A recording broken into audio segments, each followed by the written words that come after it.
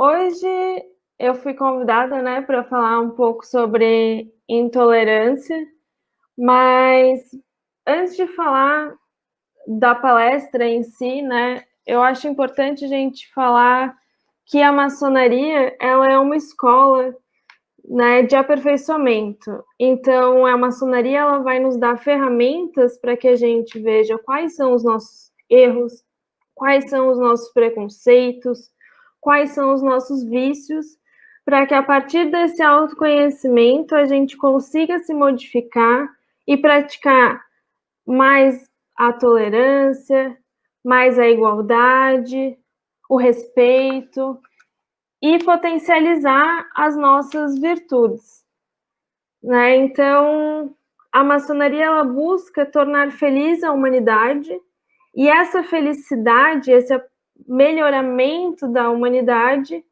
se dá através do amor. Não do amor romântico, mas do amor fraternal. Então, a base da palestra é sobre o amor. Então, a palestra ela vai se dividir em 3 momentos. Primeiro, a gente vai conversar um pouco sobre o que é a tolerância, depois sobre o que é a intolerância, e depois eu pretendo passar uma reflexão, né, de como a gente praticar, né, como a gente de fato transformar e aprofundar os nossos conhecimentos maçônicos nesse mundo que parece estar tão desigual. Então, a maçonaria, quando a gente entra, né, ela requer que a gente esteja disposto a adquirir conhecimentos, que a gente esteja disposto a se modificar, e ela exige que a gente pratique, que não fique só no discurso. Então, vamos lá. O que significa tolerância? Né? A tolerância ela vem da palavra tolerar, e aí, quando a gente vai ver no dicionário o que significa, né, tolerar, o dicionário nos diz que é suportar algo ou alguém, ou aceitar algo ou alguém, permitir que algo aconteça. E aí eu aproveito para puxar uma reflexão que foi feita por uma das aprendizes da minha loja, que há uma divergência, uma dicotomia nos significados de tolerar e de aceitar e suportar. Quando a gente aceita alguma coisa, esse aceite nos remete a algo bom, a um bom sentimento, a um acolhimento de nós mesmos, né, que nós nos aceitamos pelo que somos e do outro, né, vendo toda a história da outra pessoa, vendo como ela cresceu, como ela foi educada. E nós aceitamos críticas e julgamentos. Nós estamos toda hora lidando com os nossos próprios demônios internos, que são os nossos julgamentos e as nossas críticas, e também com os externos. Então, um exemplo de aceitar eu fui criada numa tradição cristã monoteísta. Então, eu aceito, né, respeito as pessoas que acreditam em outras religiões, que acreditam em diversas entidades, vários deuses, e eu aceito que ela pratique a religião dela porque ela é livre para fazer assim.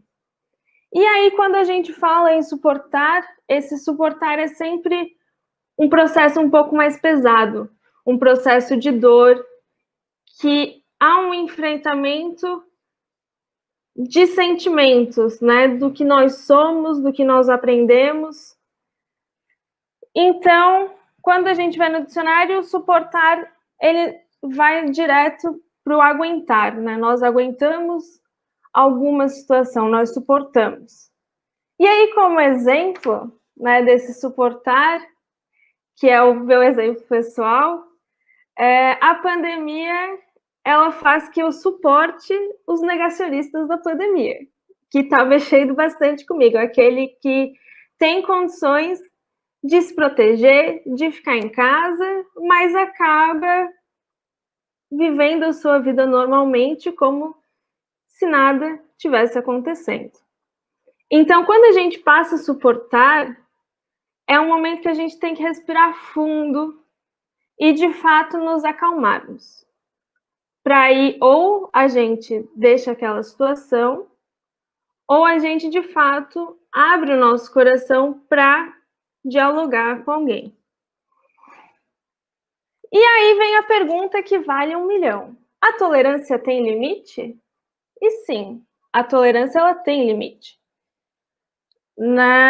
E o exemplo mais claro de que a tolerância tem limite é que tem uma passagem na Bíblia de Jesus Cristo, quando ele vai no templo e ele vê comerciantes, né, vendendo coisas dentro do templo, que é uma casa de oração. E aí ele vira todas as mesas, ele briga e ele fala que lá não vai acontecer, que aquilo não é permitido, que é uma casa de oração e de veneração ao Pai dele, que é Deus. Então, Jesus, o grande pregador do amor e da igualdade e da fraternidade, ele tem um limite. Então, a tolerância, ela não significa cumplicidade. Ela não significa se isentar de uma situação. Ela não significa passar a mão na cabeça de todos aqueles que erram, porque não é assim. A tolerância em excesso, ela pode virar uma cumplicidade. Né? E aí, o Leonardo Boff, em um texto, ele traz o seguinte: as situações, no texto chamado Os Limites da Tolerância, depois eu passo o link, as situações em que a tolerância significa cumplicidade com o crime, a omissão culposa, a insensibilidade ética ou o comodismo. Então, o limite básico da tolerância na nossa sociedade é a lei. Então, se tem uma lei dizendo que determinada ação não pode ser feita, ali está o limite da tolerância. E aí, usando a lei como guia, fica fácil de dizer o que deve ser tolerado e o que não deve.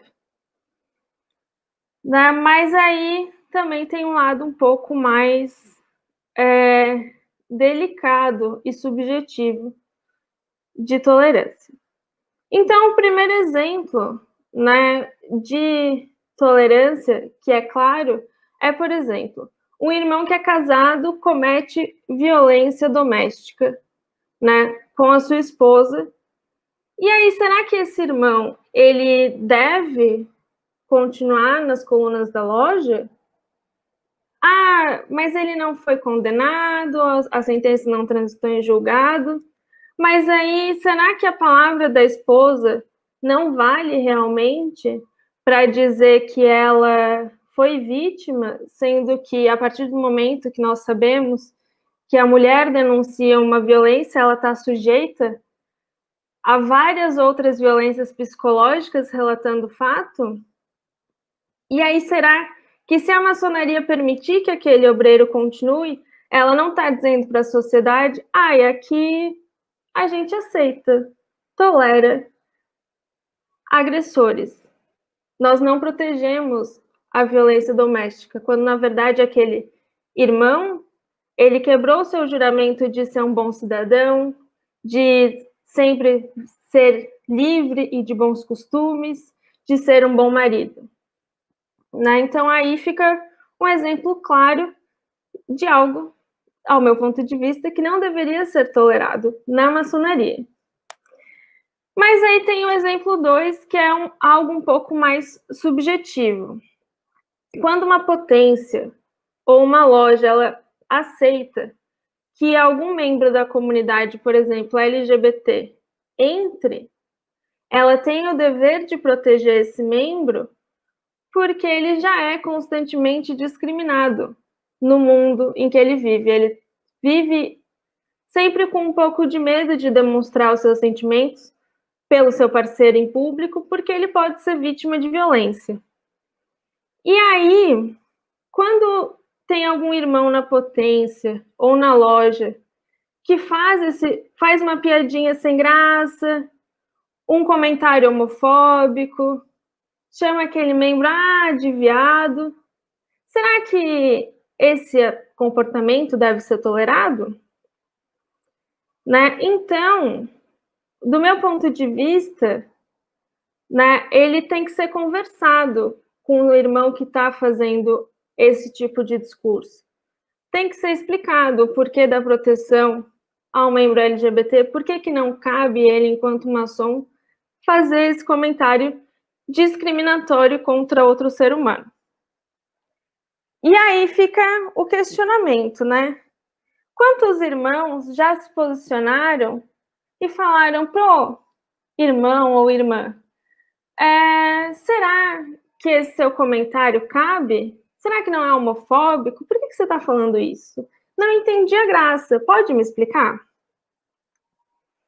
E aí, então, né, tendo os limites da tolerância, o que é intolerância?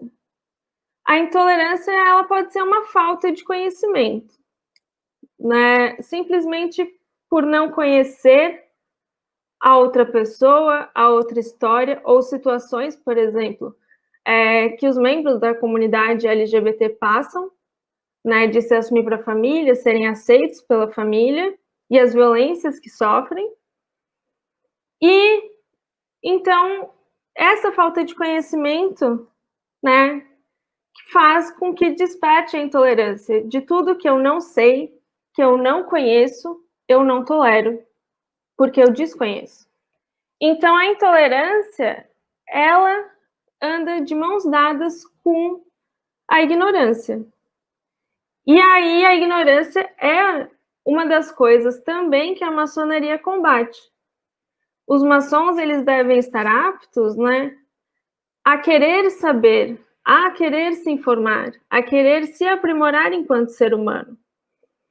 E aí, então, a ignorância, ela se move em 3 pilares. E aqui eu estou dizendo que, me colocando, né, em análise também, que eu também tenho ignorâncias. Eu também sou, às vezes, intolerante. Né? Todos nós somos, porque nós não somos perfeitos. Nós estamos na maçonaria para tentar chegar o mais próximo possível da perfeição, mas nós acabamos cometendo erros. E aí, a intolerância, então, tem seus 3 pilares que podem ser personificados. Aquele que não quer saber, simplesmente nega, é um negacionista de tudo, só o que eu conheço me serve. Aquele que quer saber, que crê que sabe tudo ou alguma coisa, mas ele não quer se aprofundar. Então, pode ser até aquele maçom que fica só ali no superficial, que não se aprofunda nos conhecimentos da maçonaria. E aquele que sabe coisas outras além do que deveria saber. Que sabe das fofocas, que sabe uns conhecimentos que não dão a lugar nenhum. Né? E aí, puxando o que o irmão Felipe falou ontem, a maçonaria não serve para proferir e pregar um senso comum. Né? A maçonaria quer aprofundamento, pessoas que estejam aptas a discutir, a conversar e a escutar o outro. Então, agora eu vou compartilhar a minha tela, que a gente vai falar um pouco como a gente combate, né, a intolerância. Share screen. Compartilhar. Tá aparecendo? Aqui, apareceu. Então, a intolerância, ela se combate primeiro, voltando ao início, com amor. A gente tem que entender que nem todo mundo está pronto para ter determinadas conversas e para quebrar alguns preconceitos. Então, tem que ser, às vezes, colocado de pouquinho em pouquinho em pauta, E entender também que nós, como pessoas, também às vezes não estamos dispostos e nem aptos a ter determinadas conversas, porque a gente não está pronto para tirar a nossa emoção da discussão. A gente ainda não consegue separar o discurso do nosso sentimento. Então, voltando ainda ao que o irmão Felipe falou ontem, né? Tolerar é estar disposto a ouvir, a escutar, a entender e a respeitar. Não é ouvir um argumento já com as 5 pedras na mão para contra-argumentar, para mostrar que ou eu sei mais, ou que eu vi num lugar X que aquilo que o irmão está me falando não é verdade. E, além disso, na intolerância se combate com conhecimento.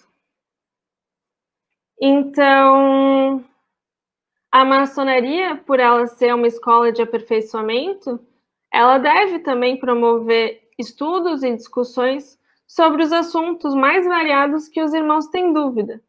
Porque, de alguma forma, aquele conhecimento que está lá fora também pode ser aplicado na maçonaria, né?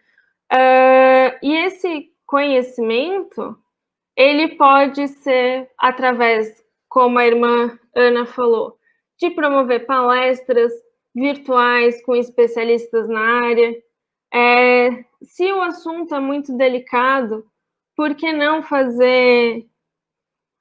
organizar que os irmãos mandem anonimamente perguntas e assim ninguém fique envergonhado de fazê-las, para de fato ser uma conversa de peito aberto.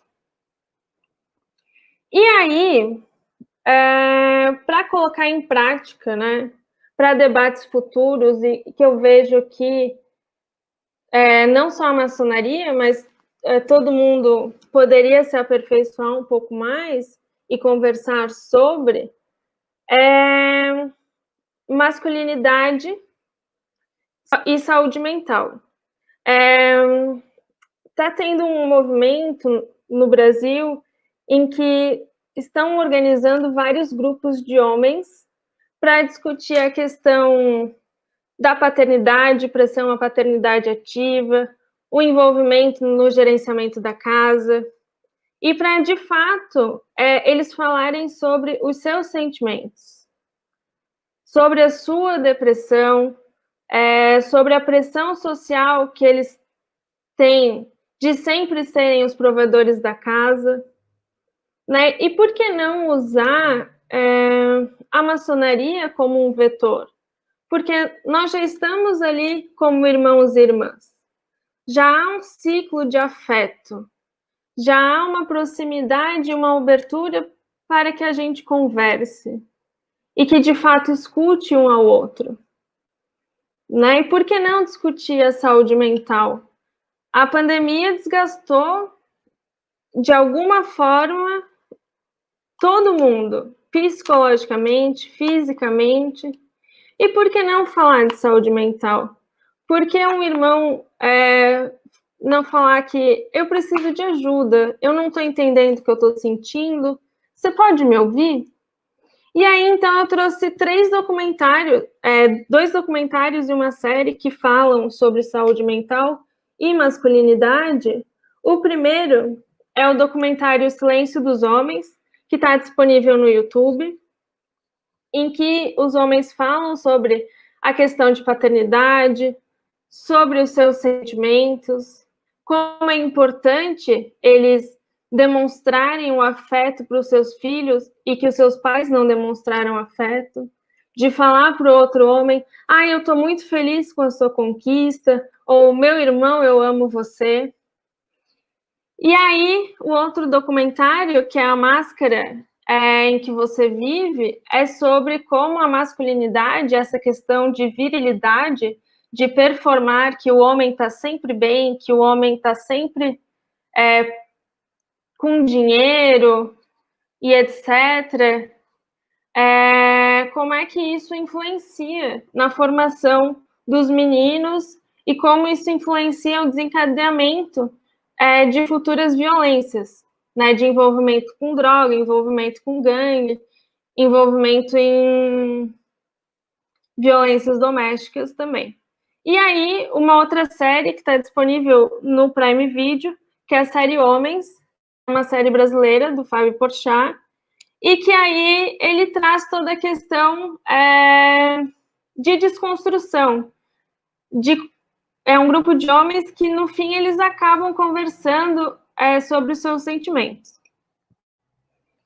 E aí, o outro que eu acho que é realmente importante ser discutido, porque ainda não acabaram as piadinhas homofóbicas, e quando se fala sobre, acaba sendo lido como um mimimi, quando não se sabe a violência que essas pessoas passam.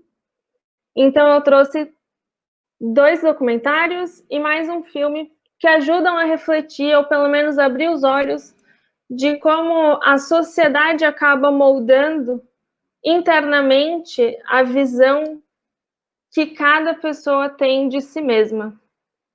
Então, o primeiro documentário é de 30 minutos, que é Bichas, que eles falam sobre como foi se assumir, quantas vezes eles ouviram de uma forma pejorativa a palavra bicha e como eles conseguiram ressignificar, né? Então, abre os olhos para a violência que a gente pode estar cometendo quando nós fazemos discursos homofóbicos, e mesmo chamar seu bicha, seu viadinho, é uma forma de violência. A gente pode não sentir porque não é a nossa realidade heterossexual e heteronormativa, mas existe, né? E é uma coisa tão enraizada que a gente não tem controle, a gente não sabe. E aí a série Disclosure é sobre as transexuais e como a representação transexuais aconteceram na mídia, né, e como isso ajuda a moldar o nosso pensamento enquanto seres humanos, e como a gente sempre, quando fala na palavra trans, a gente pensa sempre uma pessoa marginalizada, geralmente uma pessoa negra, né, uma pessoa viciada até em drogas. E a série Milk, o filme Milk, que é o primeiro, se eu não me engano, prefeito assumidamente gay dos Estados Unidos, e conta a história de vida dele também. Sobre as pessoas trans, eu acho importante falar aqui, a Ordem das Filhas de Jó Internacional fizeram uma declaração da diversidade em que elas elas visam proteger a inclusão, né, de membros que são transexuais. Meninas que se descobrem trans, né, e se identificam como homens trans, e também a entrada de meninos que se descobrem mulheres trans. Então, eles devem ser protegidos tanto pelo conselho quanto pelas meninas, né, para que de fato haja um acolhimento, porque essas pessoas existem, elas estão aí, a gente só não as vê, né? Então, eu acho que, principalmente, acho que a questão de sexualidade, orientação sexual, gênero, feminismo, etc., isso pode ser feito em palestras com pessoas especializadas, e que, se os irmãos não se sentem confortáveis em dizer as suas perguntas, mandar de forma anônima, para quebrar esse tabu, para que a gente possa falar sobre isso, para que quando a gente veja um irmão, um homem, chorar em loja de emoção e de felicidade, ou às vezes até de tristeza, que seja normal e que ele se sinta acolhido para isso, porque a loja, ela é um lugar para isso. Nós somos pessoas e nós temos vulnerabilidades, né? A vulnerabilidade, ela não é feia, ela não precisa ser escondida, ela precisa ter um lugar para ser mostrada e ser acolhida. E a loja deveria ser esse lugar. né? Então, o que eu desejo da maçonaria, né, e o que eu penso, e o que eu tenho esperança é que a maçonaria ela possa transformar o mundo em um lugar mais inclusivo, mais tolerante e mais seguro, para que a gente possa, de fato, assumir as nossas vulnerabilidades e nos transformar em seres humanos melhores. Essa seria a minha fala de hoje. Eu agradeço muito o convite e a oportunidade de conversar com vocês. Obrigado, Rafaela. Foi muito esclarecedor, muito legal. Temos